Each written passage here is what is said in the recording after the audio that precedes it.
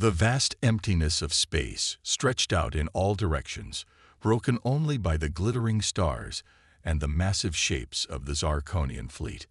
These ships, once proud and powerful, now drifted helplessly through the cosmic void. What had started as a routine expedition had turned into a nightmare for the alien civilization. Admiral Krelix stood on the bridge of the flagship, his four eyes blinking rapidly in distress. The tall, slender alien's usual blue skin had taken on a pale, almost sickly hue. He stared at the holographic displays before him, each one flashing with red warning signs.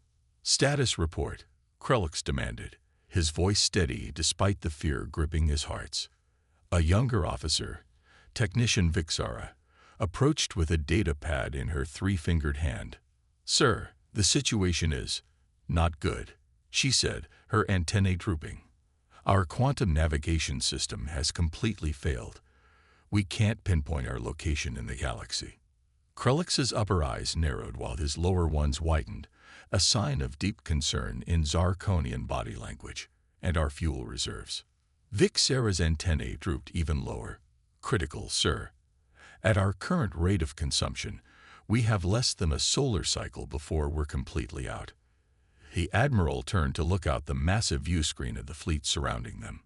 Hundreds of ships, carrying millions of Zarkonians, all now trapped in the middle of nowhere.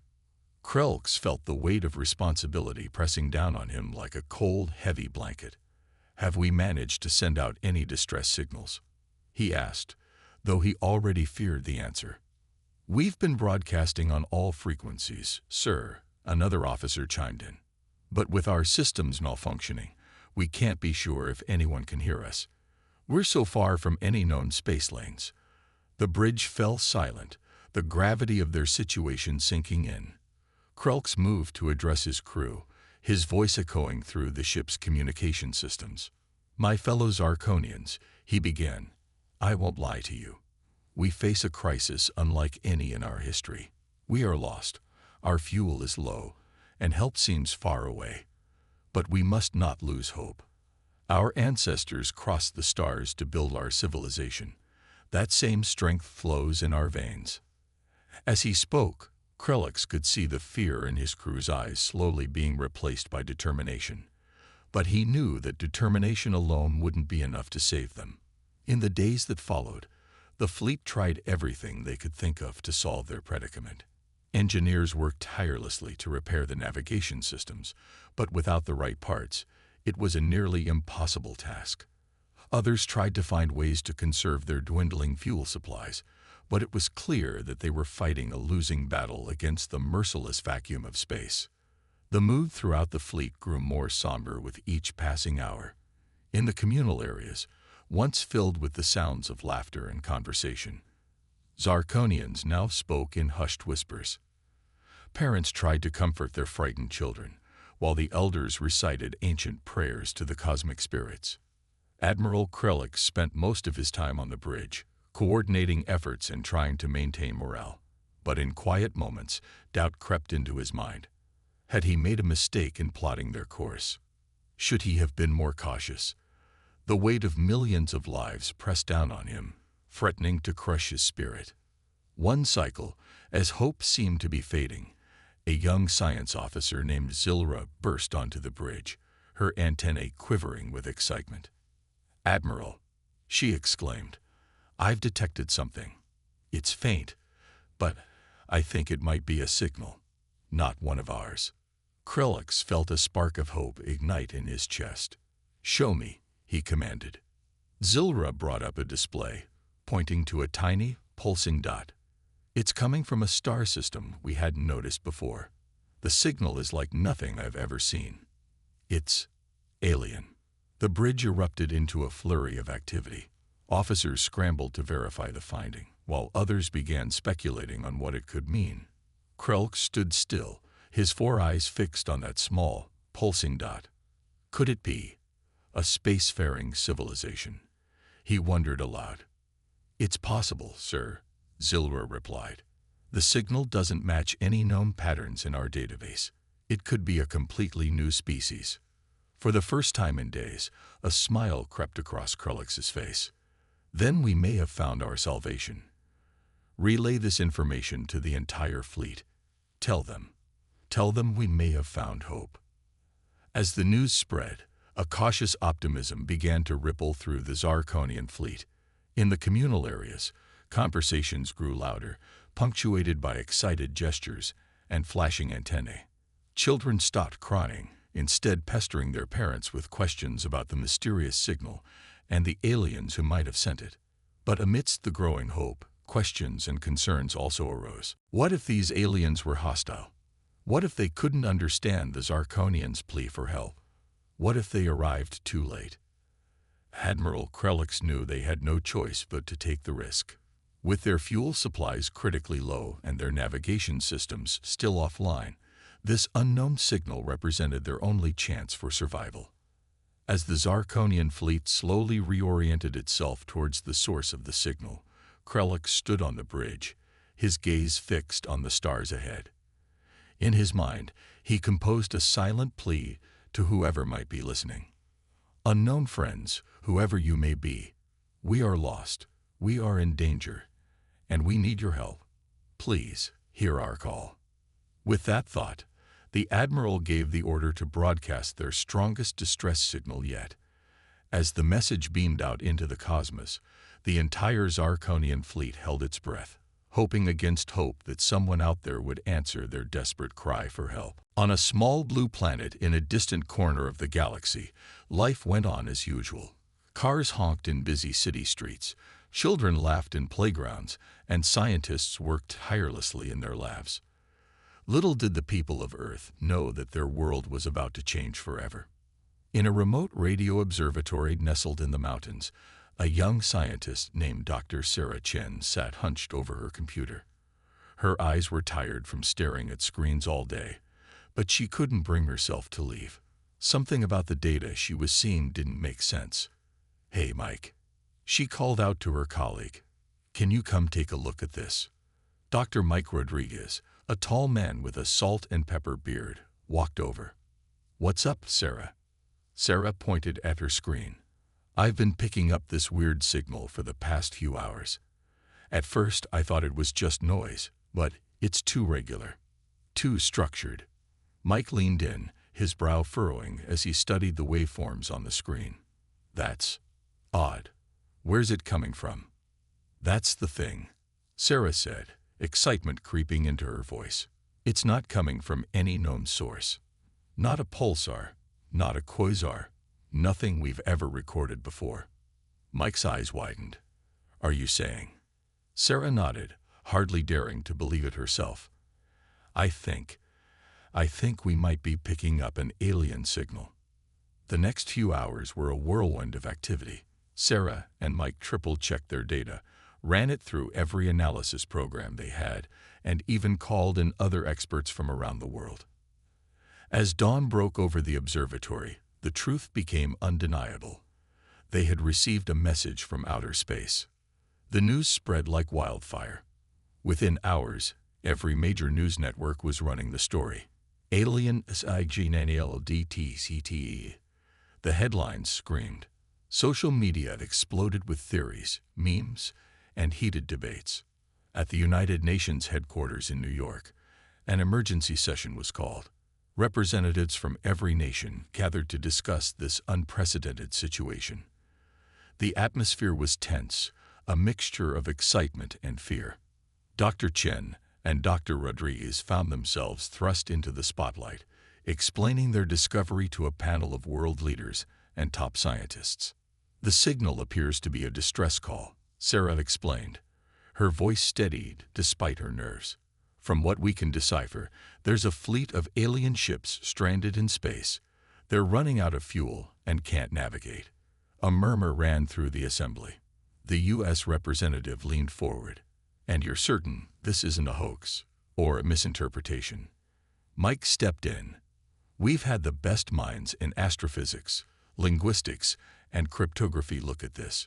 It's real. And if we're right about their situation, they don't have much time left." The Chinese representative spoke up next. "Even if this is real, what can we do? We don't have the technology to reach them." Sarah took a deep breath. This was the part she knew would be controversial. Actually, we might. There's been a top-secret international project, the Athena Initiative, developing advanced propulsion technology. If we pool our resources and knowledge, we might be able to launch a rescue mission. The room erupted into chaos. Some representatives argued that it was too risky, that Earth should focus on its own problems.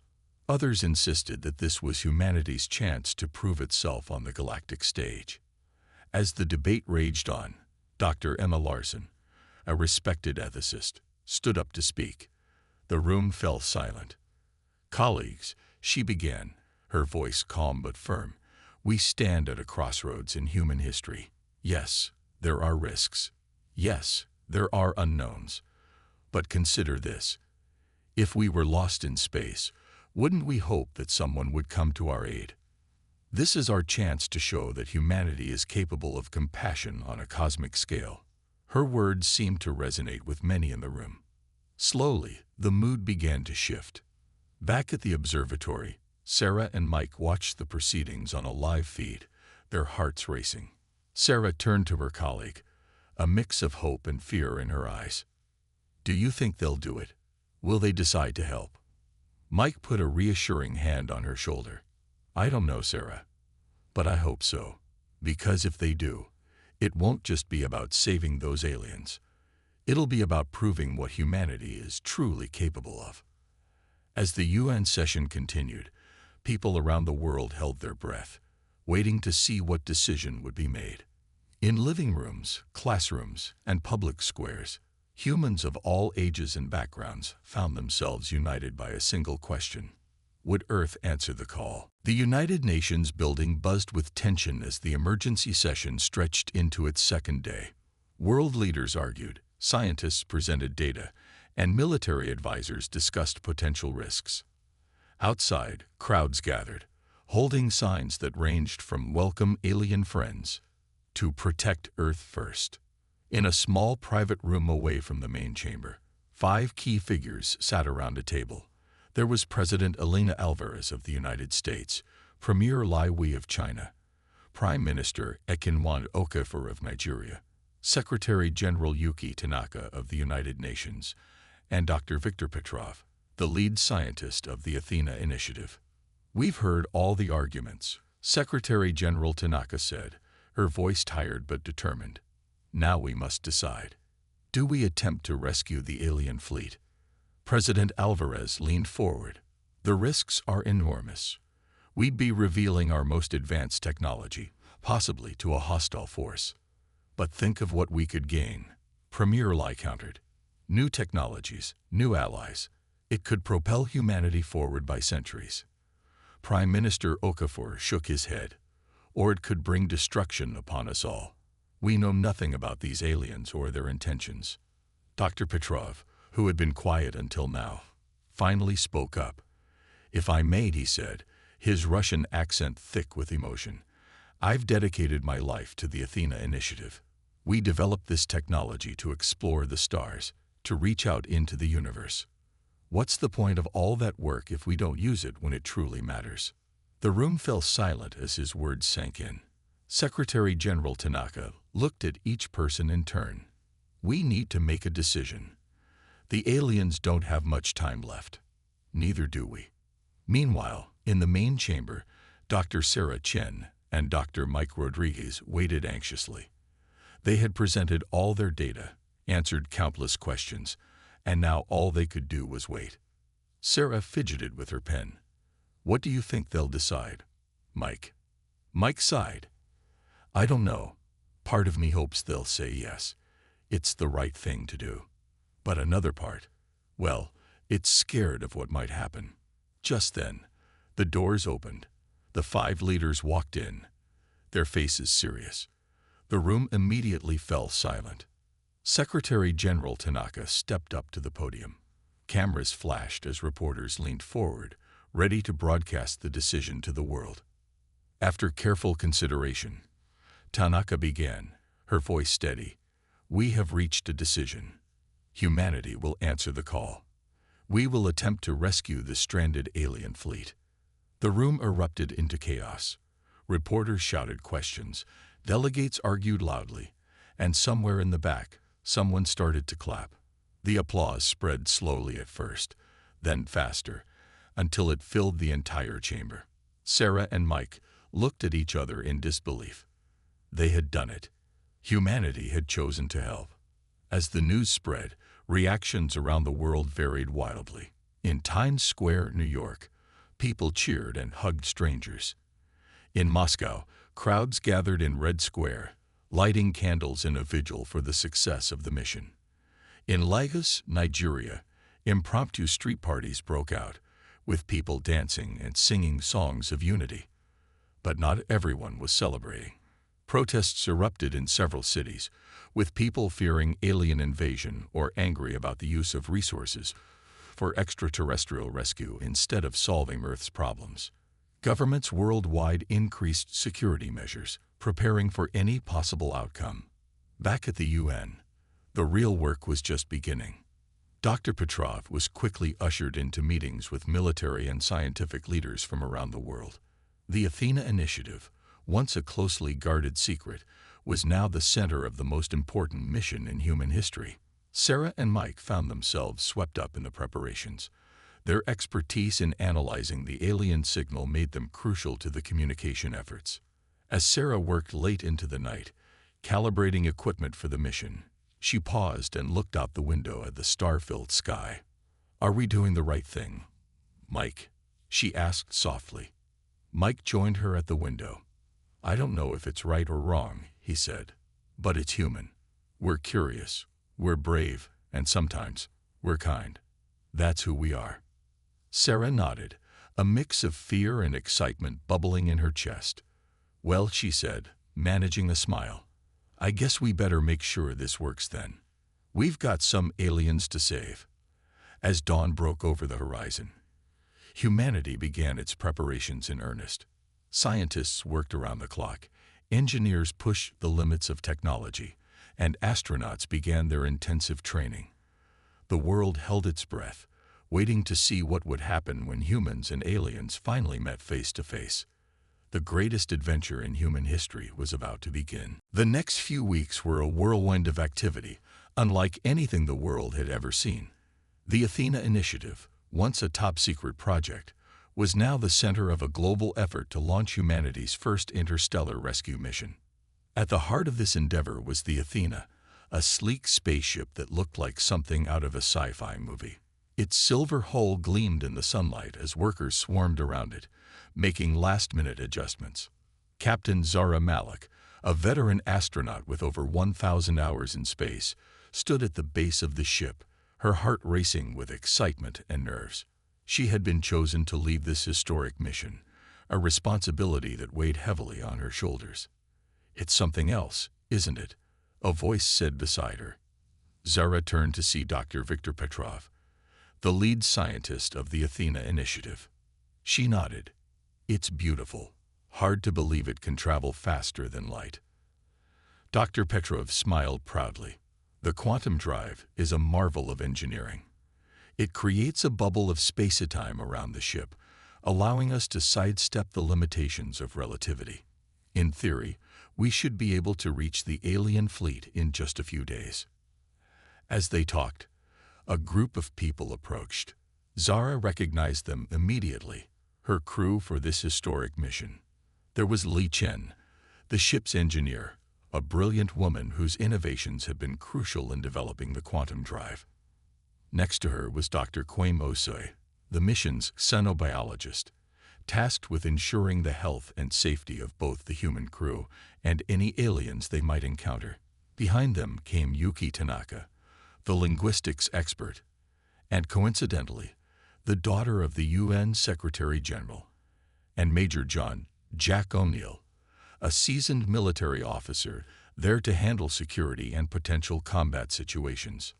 "Team," Zora said, her voice full of determination, "in 48 hours, we'll be making history. Are we ready?"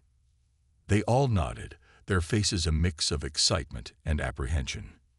Meanwhile, in a lab not far from the launch site, Sarah Chen and Mike Rodriguez were working tirelessly. They had been tasked with developing a communication system that could translate between human languages and the alien signals they had detected. "I think I've got it," Sarah exclaimed, her eyes bright with excitement. "Look at this pattern here. It repeats in all their messages, but with slight variations. I think it might be their equivalent of grammatical structure." Mike leaned in, studying the screen. "Amazing work, Sarah. If you're right, this could be the key to talking with them." As they worked, news stations around the world were abuzz with updates about the mission. In homes, offices, and public spaces, people gathered around screens, hungry for any information about humanity's great leap into the cosmos. In New York, a group of street artists painted a massive mural depicting the Athena ship soaring towards a group of alien vessels. In Tokyo, a famous anime studio announced a new series inspired by the rescue mission. In Lagos, local musicians composed a song titled Cosmic Unity, which quickly went viral worldwide. But not everyone was caught up in the excitement. In underground bunkers and secret facilities, military leaders from various nations prepared for the worst. Weapons were readied, defense systems were upgraded, and contingency plans were put in place in case the aliens turned out to be hostile. As the launch date approached, Captain Malik and her crew underwent their final briefings. They studied the alien signals, practiced emergency procedures, and said goodbye to their loved ones. The night before the launch, Zara stood alone on the observation deck, looking up at the stars. Tomorrow, she would be up there, venturing further than any human had ever gone before. "Nervous?" a voice asked. Zara turned to see Jack O'Neill joining her. She smiled wryly. Terrified, excited, everything in between. Jack nodded. "Me too. But you know what? I wouldn't miss this for the world." As they stood there, gazing at the night sky, a shooting star streaked across the horizon. Both of them chuckled at the coincidence. "Make a wish, Captain," Jack said with a grin. Zara closed her eyes for a moment. When she opened them, her gaze was filled with determination. "I wish for us to make humanity proud," she said softly. As dawn broke on launch day, the Athena stood ready on the launch pad, its crew on board and systems primed. Around the world, billions of people held their breath, watching live streams and gathering in public spaces. In the control room, Dr. Petrov gave the final checks. Sarah and Mike monitored the communication systems, ready to relay any last-minute alien transmissions. The countdown began. 10, 9, 8. Humanity stood on the brink of a new era. Whatever happened next would change the course of history forever. 3, 2, 1. Ignition. The Athena's engines roared to life, and with a burst of light and energy, humanity's first interstellar rescue mission blasted off into the unknown. The Athena streaked through the cosmos, its quantum drive humming with energy. Inside the ship, Captain Zara Malik and her crew watched in awe as stars zipped by at impossible speeds. "Status report," Zara called out, her voice steady despite the butterflies in her stomach. Lai Chen, the engineer, checked her screens. "Quantum drive functioning at 100%, Captain. We're on course to reach the alien fleet's last known position in approximately 6 hours." Dr. Kwame Osoi, the xenobiologist, looked up from his station. "Life support systems are stable. Whatever we find out there, we're ready for it." As the hours ticked by, tension on the ship grew. Yuki Tanaka, the linguistics expert, worked furiously at her console, refining the translation algorithms developed by Sarah and Mike back on Earth. "I think I've made a breakthrough," Yuki announced excitedly. "Based on the patterns in their distress signal, I believe I can construct basic phrases in their language." Major Jack O'Neill raised an eyebrow. "So we can say more than just 'we come in peace'?" Yuki nodded, a small smile on her face. "We can do a bit better than that, Major." Suddenly, alarms blared throughout the ship. Lee's fingers flew over her console. "Captain, we're picking up multiple large objects ahead. I think we found them." Zara's heart raced. "On screen," she ordered. The main view screen flickered to life, and the crew gasped collectively. Ahead of them floated hundreds of massive ships, their sleek designs unlike anything humans had ever built. But even from a distance, it was clear the alien fleet was in trouble. Many ships were dark, drifting listlessly in space. "Life signs?" Zara asked, her voice barely above a whisper. Quaim checked his readings. "Affirmative, Captain. I'm detecting millions of life forms, but their vital signs are weak. They're running out of time." Zara took a deep breath. This was the moment they had trained for. "All right, people. Let's make first contact. Yuki, prepare to broadcast on all frequencies. Use the greeting we practiced." Yuki nodded, her fingers dancing over the controls. "Ready, Captain." "This is it," Zara said, standing tall. "Broadcast now." A series of complex sounds, clicks, and whistles, the alien language they had deciphered, filled the Athena's bridge. The crew held their breath, waiting for a response. For a long moment, there was nothing but silence. Then, suddenly, the view screen lit up with a new image. An alien face appeared, its features both strange and oddly familiar. It had 4 eyes, arranged in a diamond pattern, and skin that shimmered with a bluish tint. The alien spoke, its words translated by Yuki's system into slightly stilted English. "Unknown vessel, we receive your transmission. You understood our call for help." Zara stepped forward, her voice clear and confident. "We did. I am Captain Zura Malik of the Earth ship Athena. We've come to offer assistance." The alien's 4 eyes blinked rapidly, an expression that Quaim guessed might indicate surprise or relief. "Earth? We know not of this world. You traveled far to aid strangers." "It's what we do," Zara replied with a small smile. "We couldn't ignore a call for help, even from across the stars." The alien was silent for a moment, then spoke again. "I am Admiral Krelix of the Zarkonian fleet.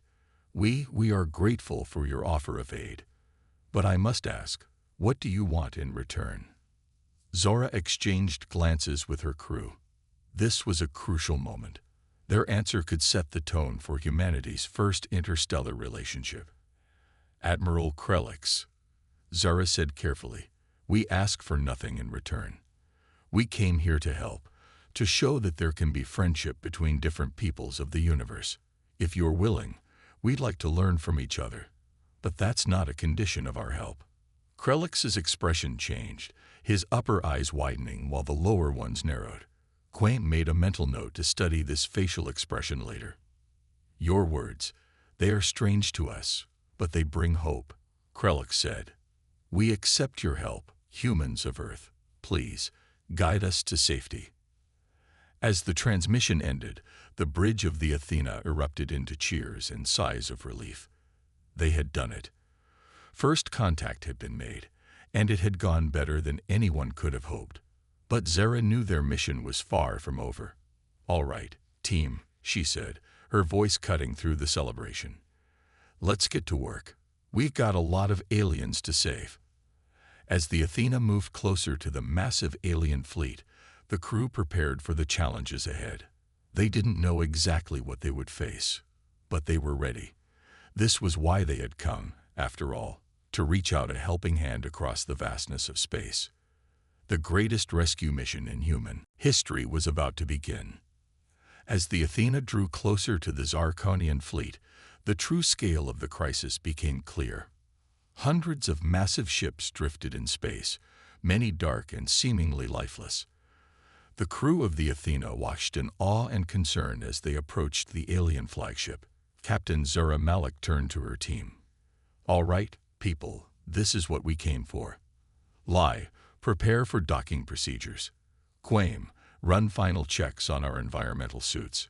Jack, I want you to coordinate security. Yuki, keep that translation system running smoothly." The crew nodded, each focusing on their tasks with determined expressions. As the Athena carefully maneuvered alongside the Zarkonian flagship, Zara couldn't help but feel a mix of excitement and anxiety. They were about to step foot on an alien ship, something no human had ever done before. With a soft thud and a hiss of equalizing pressure, the two ships connected. Zara took a deep breath. "Let's do this," she said, leading the way to the airlock. As the doors slid open, the humans found themselves face to face with a group of Zarkonians. Admiral Krelix stood at the front, his four eyes blinking rapidly in what they hoped was a sign of welcome. "Captain Malik," Krelix said, his words translated through their comm systems. "Welcome aboard. We cannot express our gratitude adequately." Zara smiled, fighting the urge to gape at the alien beings before her. "We're honored to be here, Admiral. Now, let's see what we can do to help." Over the next few hours, the human team worked tirelessly alongside the Zarkonians. Lai Chen and a group of alien engineers huddled over schematics, trying to integrate Earth's technology with the alien systems to jumpstart their engines. "It's like trying to connect a smartphone to a gramophone," Lai muttered, but her eyes sparkled with the challenge. Meanwhile, Dr. Quaim Osaid worked with Zarkonian medical staff, adapting human medical techniques to help the weakening aliens. He marveled at their biology. The way their blue skin seemed to shimmer, the complex system of internal organs so different from humans. "Fascinating," he murmured as he worked. "Their cellular structure is unlike anything I've ever seen. Yet in many ways, they're not so different from us." Yuki Tanaka found herself in what appeared to be the Zarkonian equivalent of a library, poring over alien texts and databases.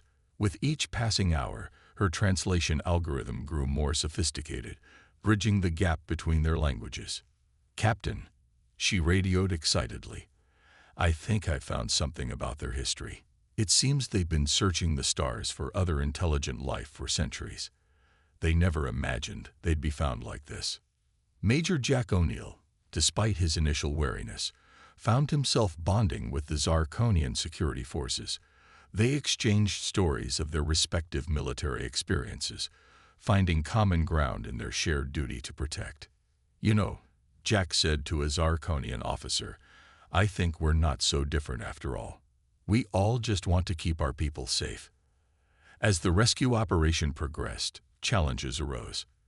The Zarkonian technology, advanced as it was, proved difficult to interface with Earth's systems.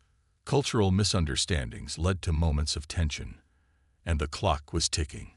With each passing hour, more Zarkonian ships were losing power.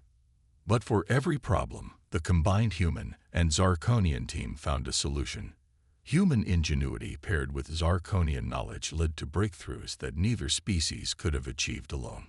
One by one, the darkened Zarkonian ships flickered back to life. Cheers, both human and alien, echoed through the comm systems as each vessel regained power. As the operation entered its final stages, Captain Malik and Admiral Krelix stood side by side on the bridge of the Zarkonian flagship, watching as the last few ships powered up. "I must admit," Krelix said, his voice filled with emotion, "when we sent out our distress call, we never imagined help would come from an unknown species. You humans have shown us a kindness we will never forget." Zara smiled, feeling a sense of pride not just in her team, but in all of humanity. "That's who we are, Admiral. When we see someone in need, we help. It's that simple." Krelix's upper eyes widened, while his lower ones crinkled in what Zara had learned was a sign of joy. "You have not only saved our fleet, Captain Malik. You have given us hope for the future.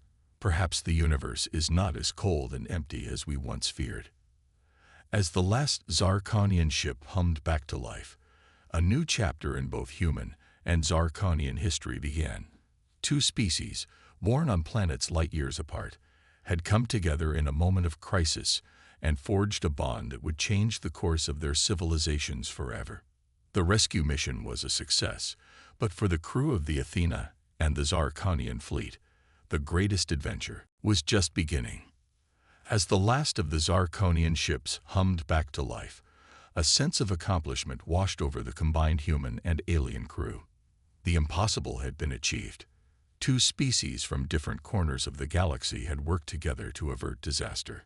Captain Zara Malik stood on the bridge of the Athena, watching as the now functional Zarkonian fleet arranged itself in a spectacular formation. The sight was breathtaking. Hundreds of alien ships, their sleek designs gleaming against the backdrop of distant stars. "It's beautiful," Lai Chen whispered, voicing what everyone was thinking. Admiral Krelix's voice came through the comm system. "Captain Malik, words cannot express our gratitude.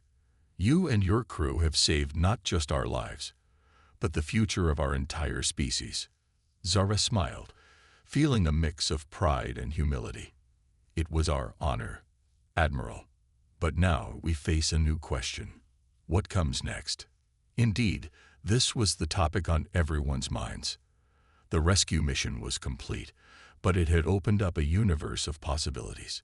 Two advanced civilizations had made contact. The implications were staggering. Over the next few days, as the Zarkonian fleet prepared for their journey home, intense discussions took place between the human crew and the alien leaders. Dr. Quaim Osi found himself in deep conversations with Zarkonian scientists, exchanging knowledge about biology and medicine. "Their understanding of genetics is remarkable," Quaim reported excitedly during a crew meeting. "If we combine our knowledge, we could make breakthroughs that would benefit both our species." Yuki Tanaka was equally thrilled. "Their language and culture are fascinating. They have forms of art we can't even comprehend yet, and they're just as curious about us." Even the usually stoic Major Jack O'Neill seemed impressed. "Their military technology is something else," he admitted. "But more importantly, they have a code of honor that's not so different from our own." As the days passed, it became clear that neither humans nor Zarkonians wanted this encounter to be a one-time event. Plans were drawn up for future meetings, cultural exchanges, and joint scientific missions. On the eve of the Zarkonian fleet's departure, a grand ceremony was held. The Athena's crew was invited aboard the Zarkonian flagship, where they found themselves in a vast hall filled with alien dignitaries. Admiral Krelix stepped forward, his four eyes gleaming with emotion. "Humans of Earth," he began, his words translated for all to hear, "you came to us as strangers, but you leave as friends. More than that, as family." He gestured to a large object covered in shimmering fabric. With a flourish, he pulled the cover away, revealing a stunning holographic sculpture. It showed a human hand and a Zarkonian hand, reaching out to each other across a field of stars. "This monument," Krelix continued, "will stand in the capital of every Zarkonian world. It will remind us always of the day humanity reached out across the stars to save us." Captain Malik, moved by the gesture, stepped forward to address the assembly. "Admiral, esteemed Zarkonians, on behalf of humanity, we are deeply honored. This mission has taught us that no matter how vast the universe may be, compassion and cooperation can bridge any distance." She paused, looking around at her crew and their new alien friends. "We came here to save your fleet, but we've gained so much more. We've proven that we're not alone in the universe, and that different species can work together towards a common goal. This is not an end, but a beginning. The start of a friendship that I believe will shape the future of both our peoples." As Zara finished speaking, the hall erupted in a chorus of cheers and the Zarkonian equivalent of applause, a harmonious humming that filled the air with vibrant energy. The next day, as the Athena prepared to return to Earth, the crew watched as the Zarkonian fleet aligned for their jump to light speed. "You know," Lai said softly, "when we left Earth, I thought this mission would be the highlight of my career. Now I realize it's just the beginning." Zara nodded, her eyes fixed on the spectacular sight before them. "You're right. We've opened a door, and there's a whole universe waiting for us on the other side." With a final exchange of farewell messages, the Zarkonian fleet engaged their drives. In a dazzling display of light and energy, they vanished into the cosmos, leaving behind new friends and endless possibilities. As the Athena set course for home, the crew knew they were returning to a changed Earth. Humanity had taken its first steps into a larger galaxy, proving they were capable of not just surviving among the stars, but of being a force for good. The universe, they had learned, was not a cold and empty place. It was filled with wonders, challenges, and potential friends waiting to be discovered. And humanity, with its courage, compassion, and insatiable curiosity, was ready to embrace it all. As Earth grew larger in their view screen, Captain Malik smiled. Their mission was over, but humanity's greatest adventure was just beginning.